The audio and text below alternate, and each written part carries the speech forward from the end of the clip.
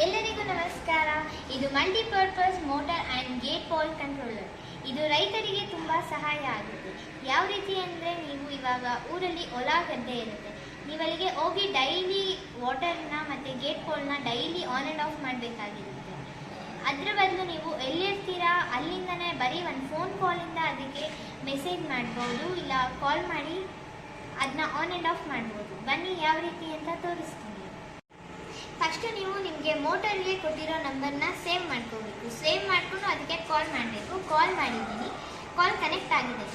ಇದರಲ್ಲಿ ಎರಡೇ ಗೇಟ್ ಕಾಲ್ ಇರೋದು. ಫಸ್ಟ್ ನಂಬರ್ ಬಂದು 3 ಮತ್ತು 4. ನಾನು ಇವಾಗ ಫಸ್ಟ್ ಗೇಟ್ ಕಾಲ್ ಆನ್ ಮಾಡ್ತಿದ್ದೀನಿ. ನಂಬರ್ 3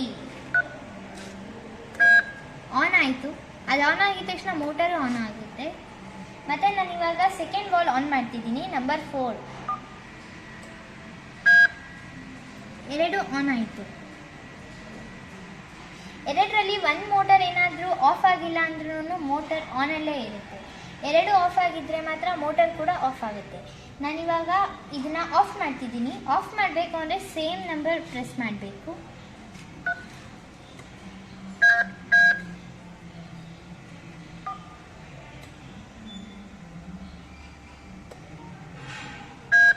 ಇವಾಗ ಮೋಟರ್ ಆಫ್ ಆಯಿತು.